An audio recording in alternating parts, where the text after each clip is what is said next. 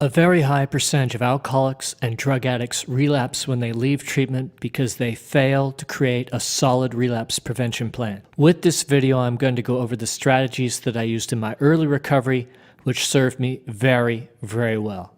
Most of these strategies are interrelated, but I'll be breaking them down for you. They are also relevant for anyone in recovery, regardless of how long you've been clean and sober. Number 1, make a decision to go to any length. This was a big game changer for me because after I made this decision, I was more receptive to following the basic suggestions that were laid out for me in my early sobriety.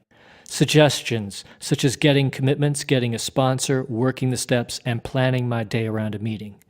Making this decision is a commitment to yourself, and when you make this decision, you're telling your unconscious that you're worth it, which is incredibly empowering. Number 2, ask for help. Humility is often described as asking for help when you need it. Learning to ask for help has also had a positive spillover into every area of my life. For example, I've been able to apply the concept to other areas such as financial, spiritual, physical, and musical. I've also found that most people perform at a very high level in their profession, regardless of their background, have the innate ability to ask for help. Asking for help is not a sign of weakness, it's a sign of strength. Ask for help and don't give up until you get it. Asking for help not because you're weak, but because you're strong. The bottom line is you're going to be helping the person you ask more than they help you. Number 3, make 7 recovery phone calls a day. And this goes back to the last strategy of asking for help. Making 7 recovery calls every day will help you to learn how to ask for help when you feel like using. And I used to tell the people that I was calling that I was making a practice call. And if you call someone to explain that you're making a practice call, they'll know what you mean. Email me and I'll send you a phone list PDF so you can label your associates according to their schedules. For example, when I was in my early recovery, I had a list of 4 different night owls that I could call in the middle of the night. A call is when you pick up the phone. A text, a voicemail, that's not a call. And making the calls leads us to our next strategy, number 4. If you feel like using or drinking, tell someone straight away. My experience has been is that when you tell someone that you feel like drinking or drugging, it takes the power out of it. I'll repeat that. If you feel like drinking or drugging and you tell someone, it's going to take the power out of it. Making a recovery call or going to a meeting and telling either the group or individual that you want to use is so beneficial.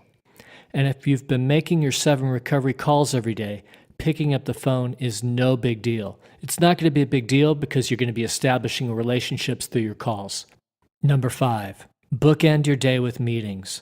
Plan your day around meetings instead of meetings around your day. If possible, attend a morning meeting and an evening meeting, and plan your meetings for the next day before you go to bed each night. My experience has been that the more meetings I attend, the more time I actually have for what's important in my life. Number 6, halt. H-A-L-T. Don't get too hungry, too angry, too lonely, or too tired. Taking care of your body will serve you well and help keep you to be emotionally balanced. If you're struggling in any of these areas, ask for help. Practicing self-care will keep you emotionally balanced and mentally sharp. And this goes back to strategy 2 of asking for help. If you need help with your diet or sleep patterns, seek outside help. I went to acupuncture in my early recovery to help with sleep issues, and later in my recovery, I've sought out the help of an esteemed nutritionist. Number 7, get commitments at meetings. I suggest a minimum of 2 commitments per week. Commitments will get you to the meetings and put you in the middle of the pack. It's common knowledge that those who get to meetings have a greater chance of getting and staying clean and sober. It will also put you in a great position to meet people and expand your social network, which is very helpful and fun. One of the best ways to improve your recovery and help yourself is to help others, and the sooner you make helping others a priority, the sooner you'll be on your path to serenity. Also, it's pretty hard to think about getting loaded when you're helping someone else. You have the power to develop and reinvent yourself.